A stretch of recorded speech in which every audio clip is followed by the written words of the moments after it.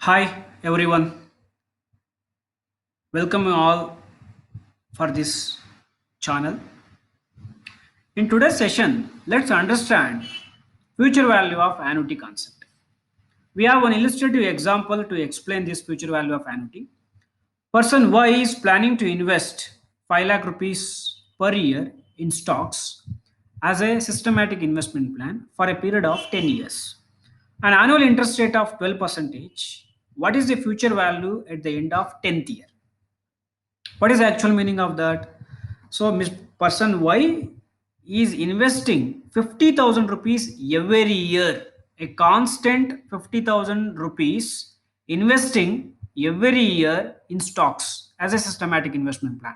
So this constant amount, a constant cash amount is investing every year is known as annuity year.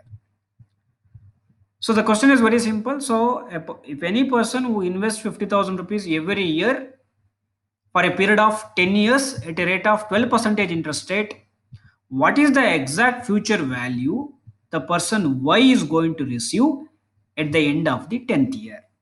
So how do we calculate through Excel? So a simple Excel formula or a direct Excel formula can be used to calculate this future value.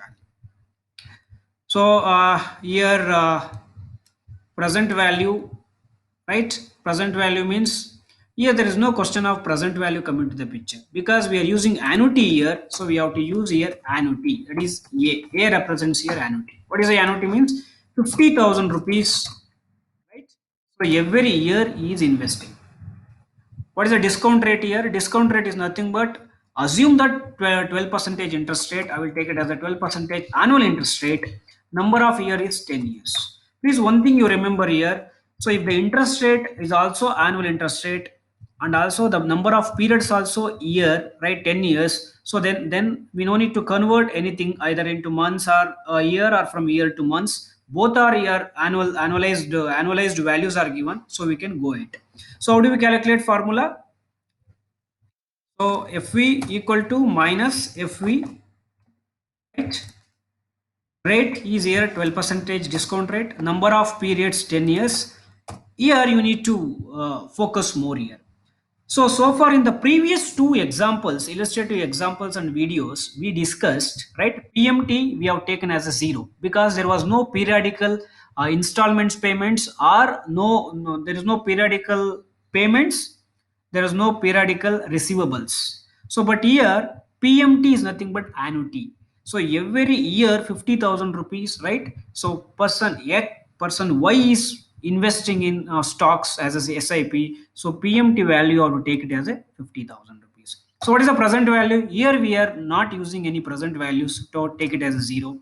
So type we assume that he is making periodic payments, yearly payments at the end of the each year. So assume that is the end of the period zero. So please enter the value. So it clearly says that 8 lakh, sorry, 8 lakh 77,436 rupees, right?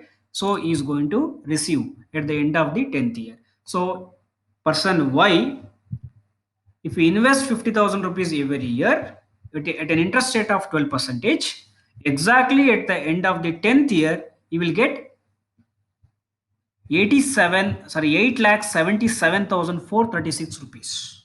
Suppose what is the beauty of Excel, as I already explained in the previous videos, if you want to change say 12 percentage into 10 percentage, so you can take 7 lakh 96,877.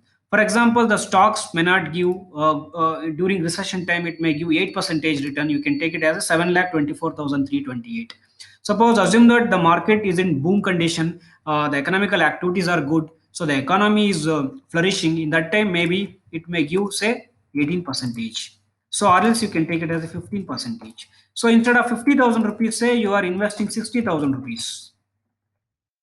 Accordingly, the values are keep on changing. So instead of 10 years, for a period of 12 years, if you take it, right? So you will get so this amount, this much of amount going to change. So for subject to change in all the three conditions, how future value is going to change, right? So that can be calculated using this formula, right? These Excel operations. Thank you very much for watching this video. Kindly subscribe to this channel to watch more videos. Thank you.